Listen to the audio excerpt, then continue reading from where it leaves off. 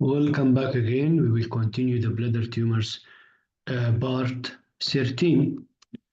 We will speak about the intravesical immunotherapy. We will start by Bacillus calmette guarin or BCG. This is one of the example of the BCG trademark. Okay, this is a BCG of dose of 40 milligram, or as you see here, for intravesical instillation only, not intended for immunization. So BCG is an attenuated live bacillus vaccine from Mycobacterium bovis.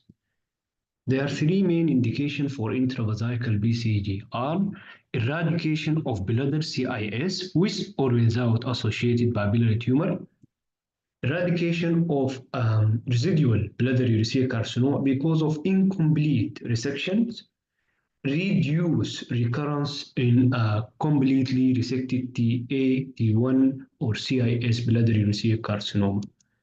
Intravesical induction BCG decrease the tumor recurrence. But the maintenance BCG that reduce the tumor recurrence, reduce tumor progression, and might be reduce cystectomy rates. And also it might reduce the death from bladder cancer as statistical. But the importance that reduce the recurrence and progression, this is very important. This is the maintenance. What is the maintenance therapy? We have induction with maintenance intravesical therapy. For patients with non-muscle invasive bladder cancer or NMIXR, we are talk about the induction and maintenance in intravesical therapy. Induction, that's weekly instillation of BCG for 6 weeks following bladder tumor resection by 3 to 4 weeks, but not within 2 weeks. Okay, this is the induction. Okay, so it is weekly for 6 weeks after 3 to 4 weeks. The maintenance that the tumor is given to help, that treatment is given to help cancer from coming back after has disappearing following the initial induction of first 6 weeks or 6 weeks. So we have first dose 6 weeks and we have second dose 6 weeks after cystoscopy or cytology positive. We will repeat the dose and we will start the maintenance. So we can start the maintenance after the first 6 weeks if the cytology is clear and also the biopsy is clear. We can start the maintenance. Okay. This is the intravesical treatment cystoscopy schedules. As you see here, this is months after BCG installations. Okay, so this is a 6 dose of BCG, 6 dose. After finishing the 6 dose of BCG, we will do cystoscopy. And approximately 6 to 8 weeks following BCG, we will do cystoscopy. Then the BCG maintenance can be introduced. That's within 0 to 3 months. This is the maintenance after 6 doses. Okay, so we have 3 months, 6 months, and we have 9 months and 1 year. This is the BCG maintenance as this. So approximately 9 to 12 months following BCG, we will start to do cystoscopy again. And BCG maintenance second dose, it is actually 0 to 3 weeks. Sorry, here 0 to 3 weeks. That's the maintenance. BCG, dose 1, dose 2, dose 3. So, and then approximately 9 to 12 weeks from the BCG, we will do cystoscopy from maintenance. And approximately 3 months, we can do cystoscopy after this. Okay, so this is a cystoscopy also can be done 9 to 10 weeks following BCG. In 3 months is from the last cystoscopy, we can do cystoscopy and we repeat the dose. And also after 9 to 12 weeks from the last BCG, we can do cystoscopy. This is in general schedule show how the BCG can be introduced. I would like to show you the maintenance BCG improve outcome. Those receiving maintenance compared to induction BCG alone are more likely to be free from recurrence at 5 years. As you see here, this is the comparison between the maintenance, patient receiving the maintenance and patient receiving no maintenance. Okay, so the maintenance, as I mentioned, is compared to induction. It is actually likely to be free of recurrence. The free survival improve, but overall survival is not improved. So the maintenance is actually not used for low risk. It is do not need to induction or maintenance therapy in this patient. Low grades, TA invasives, and single tumor, small size, the resection is enough. Intermediate risk, the patient low grade, TA, non-invasive, multiple tumor, large size, may receive maintenance therapy, But the high risk, that's CIS, T1 invading the first layer, and high grade, this is recommended to receive the maintenance. Okay, the American Association Society of Urology, the AUA and SUA in high-risk patients who completely respond to induction BCG clinicians should continue maintenance BCG for 3 years as tolerated. But the National Comprehensive Cancer Network, that's its maintenance intravesical BCG, ideally maintenance should be given for 1 year for intermediate risk and 3 years for high risk. This is a maintenance for intermediate risk for 1 year, but for high risk for 3 years. Okay, but they here mention that all patients with high risk, it must receive the BCG maintenance for 3 years according to AUA. Okay, so the European Association, Urology Associations mentioned that in patients with high tumor, the full dose of BCG for 1 to 3 years, that's induction plus 3 weekly instillations at 3, 6, 12, 18, and 28, 24, 30, 36 months is indicated. This is the dose of maintenance. This is important part. We mentioned that as 3 months, this is 3 weekly installation, 3 weekly installation at 3 months, 3 weekly installation at 6 months, at 12 months, at 18, at 24, at 30, at 36 is indicated. Okay, this is the installation. The additional benefits of second, third years of maintenance should be weighted against its added cost, side effect, problem connected to the BCG shortage. The BCG is superior to the intravesical chemotherapy for treatment of carcinoma in situ, and higher grade receive carcinoma. It's superior to the intravesical chemotherapy. Mechanism of action of BCG activates the immune system, which causes T cell to attack abnormal urothelium. BCG may inhibit tumor invasion. We have a side effect of the BCG. We have minor, and we have major, and we have systemic. The minor side effect includes cystitis, dysuria, frequency, urgency, hematuria, malaise, fatigue, low-grade fevers, and this is usually the fever is it's resolved within 24 to 48 hours. All the symptom is known as minor side effect. Okay, so cystitis can occur, dysuria can occur, frequency, urgency can occur, and also hematuria, malaise, and fatigue and low-grade fever. Options for management this side effect include oral quinolone antibiotic. Randomized trials show that administering a quinolone with each dose of BCG reduce side effects and increase the chance of completing the entire course of BCG and reduce the need for anti-tuberculosis treatment. The oral quinolone is started 6 hours after the first post-BCG urination, followed by 1 to 2 more doses at the appropriate interval for chosen quinolone.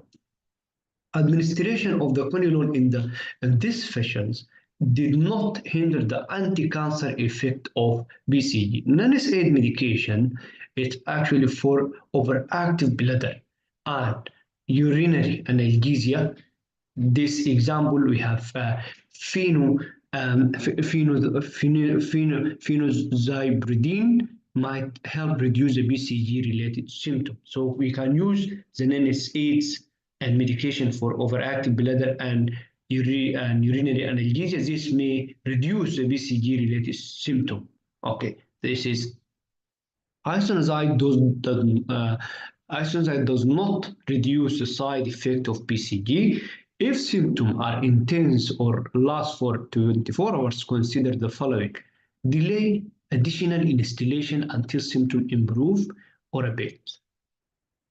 Lower the BCG dose using 1 to 1/3 of the usual dose may reduce the local side effect that are conflicting regardless, but it does not reduce the risk of severe systemic toxicity. So lowering dose, it might not actually reduce the severe systemic toxicity. Reducing the dose may decrease efficacy, especially if less than 1/3 of full dose is used. Reducing the dose may decrease efficacy, especially if less than 1/3 of the full dose is used. We'll come to the major side effect. Fever is a major side effect if the patients have moderate fever. That's example 101 to 102 Fahrenheit. This is for more than 12 to 24 hours without sign of sepsis. We will stop the BCG instillation. We obtain urine culture for bacteria and acid for acid phase bacilli. And also we'll start broad spectrum antibiotics and we'll start isoniazid 300 milligram per oral QD. This is must be started immediately after stopping BCG and obtaining urine culture for bacteria and acid phase bacilli. Continue isoniazid for 3 months if the BCG infection is suspected. Resume BCG when the patient is symptomatic. BCG sepsis does account for 0.4% admitted patients with very high fever. As example, it's 102 Fahrenheit or a sign of sepsis. Obtain urine and blood culture for bacteria and acid phase bacilli. Administer prednisolone 40 milligram IV QD, broad spectrum antibiotic and antituberculous drug. That include isoniazid 300 milligram per oral QD, rifampicin 600 milligram per oral QD, and ethambutol 1200 milligram per oral QD, and adjust medication based on sensitivity for culture. So we'll use isoniazid, rifampicin, and ethambutol. This is as guideline. Cycloserine may be added for very ill patient because it's work faster than other antituberculous drug, 24 hours versus 1 week. So cycloserine, it's actually option.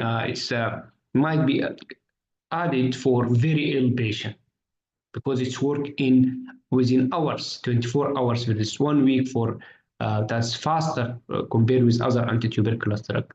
The adult dose is cyclosporine. The adult dose is cyclosporine 250 milligram or 500 milligram per oral. That's BID. Against this dose for renal insufficiency. Cycloserine measures toxicity is neurological, seizures, psychosis, and confusion, etc. That might occur, but the major toxicity is neurological. Okay, remember it. A lower dose decreases the risk of side effects. Monitor blood cycloserine levels at least weekly and adjust the dose to keep the peak blood level at 20 to 35 mg per ml or microgram per ml. So the prednisolone, when the sepsis has resolved, continue antituberculosis drugs for 6 months. After BCG sepsis, the patient should not receive BCG again. For patients taking isoniazid or cycloserine, administer pyridoxine. Vitamin B6 is very important because they prevent neurotoxicity and peripheral neuropathy. So we will use pyridoxine 50 milligram per oral QD to prevent neurotoxicity. Okay, so this is associated with isoniazid and cycloserine. Other rare side effects include granuloma, granulomatous prostatitis, contracted bladder, hepatitis, arthritis, pneumonia, myelosuppression, skin rash, urethral obstruction, epididymitis, or orchitis. All this can occur. So granulomatous prostatitis, contracted bladder, hepatitis, arthritis, pneumonia, myelosuppression, skin rash, urethral obstruction, epididymitis, and orchitis. Symptomatic BCG, epididymitis, and orchitis, granulomatous prostatitis, all this might be treated with isoniazid 300 mg per oral QD and rifampicin 600 mg per oral QD 3 to 6 months. Asymptomatic BCG, this does not receive therapy. Asymptomatic BCG granulomatous prostatitis require no therapy. Most patients convert to positive protein verified derivations or derivations. That's BBD, the positive protein verified derivations. This does not require treatment. So most patients convert to positive protein verified derivations. The BBD, does not require treatment. Patients who is converted to the positive BBD have a higher chance of complete response to BCG. There are no known reports of mycobacterial infection caused by close contact with patients receiving BCG. The contraindication to the BCG if the patient have gross hematuria or the patients have also within 2 weeks underwent 2RBT 2 weeks ago. So within 2 weeks it's contraindications after 2RBT or traumatic catheterization, or the patient has urinary tract infection, sepsis, or high fever, or the patient is immunosuppression, severe immunosuppression like patient with lymphoma, leukemia, steroid, and HIV is also contraindication, or the patient have a previous severe reaction such as BCG sepsis.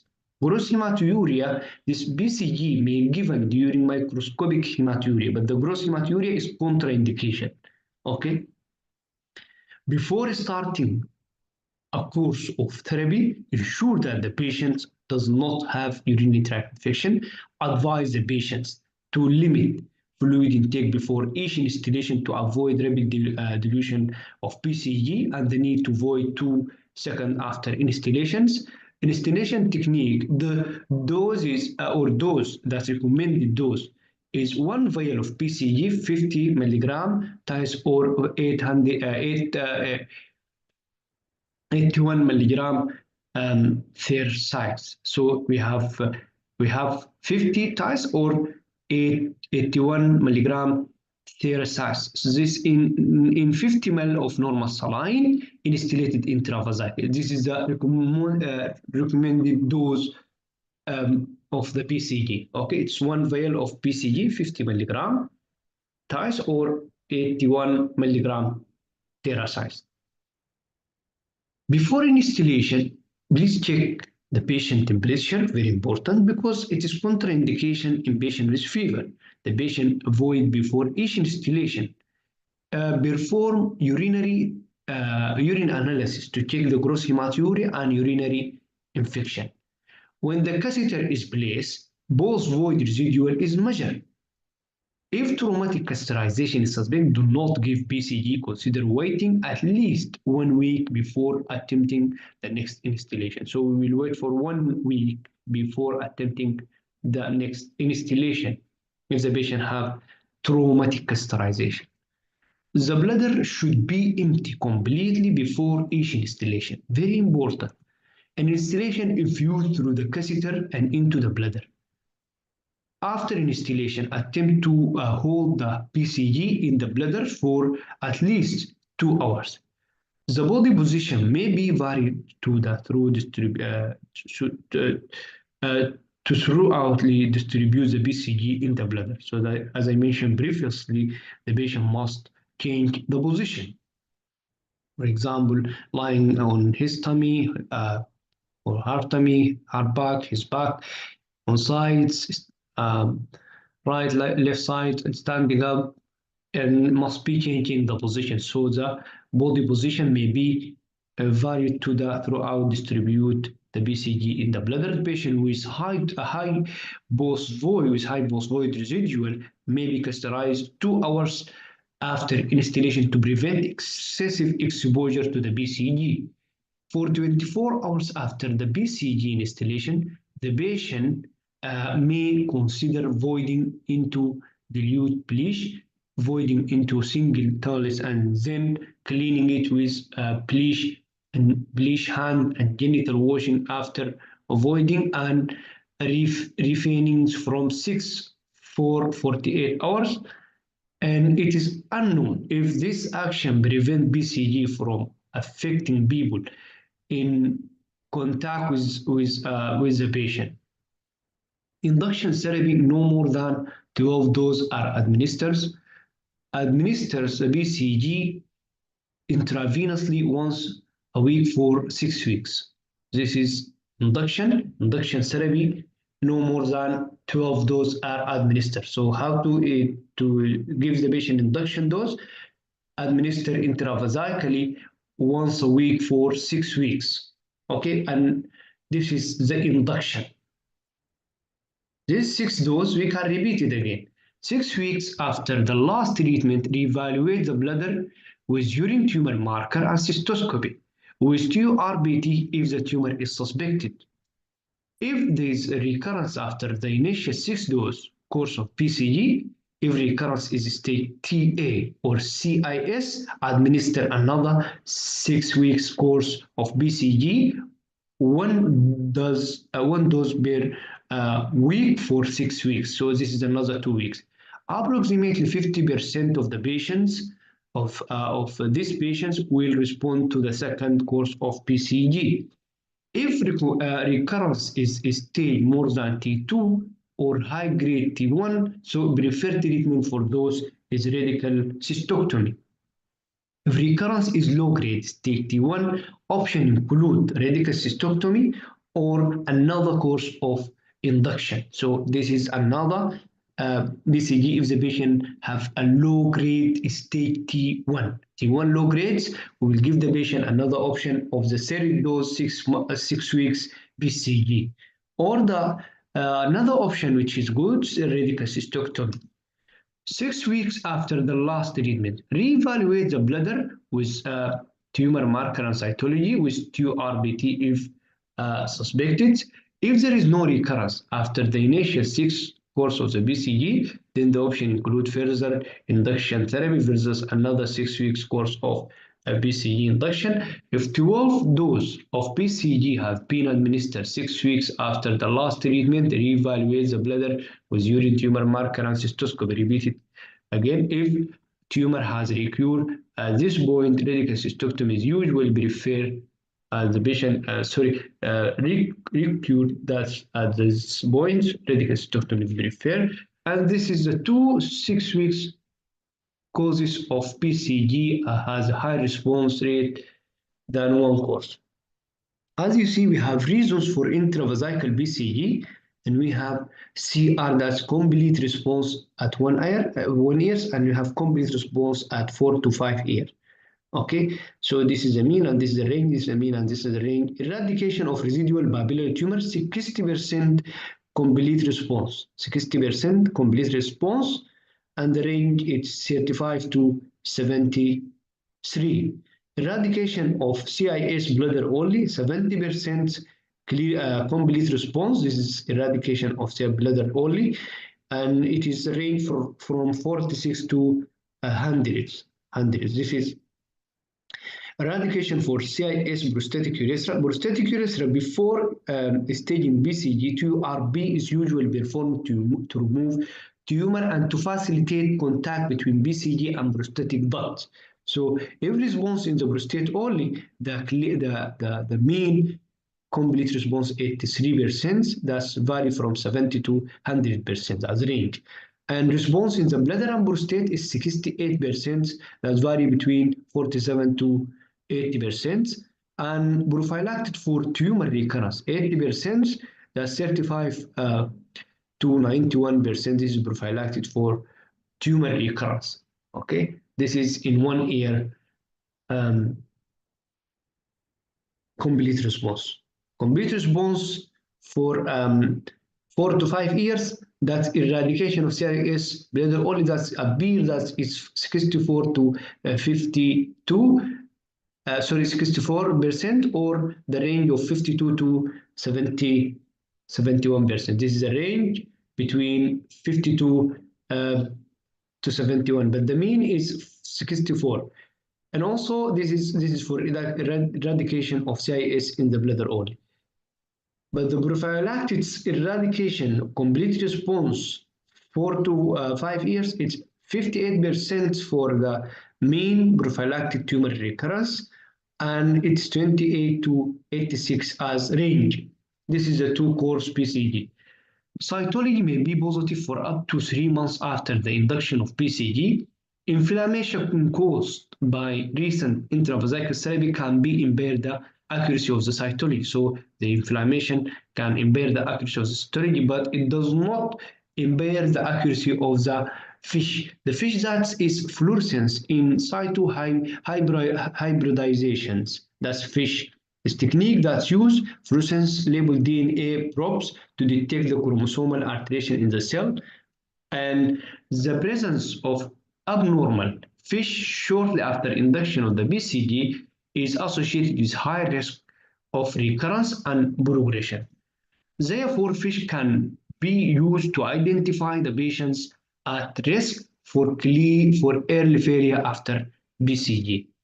The maintenance therapy in the patient's CIS or completely resected recurrent Ta/T1 biliary carcinoma, who are disease-free at 3 months after 6 to 12 weeks induction course of BCG, maintenance BCG, improve complete response rates, improve disease-free survival, and decrease recurrence rate compared to the 6 to 12 weeks induction course of BCG alone. So maintenance does not improve overall survival. So it's improve free survival and it improve complete response rate and also decrease the recurrence rates compared to 6 to 12 weeks induction course of the BCG.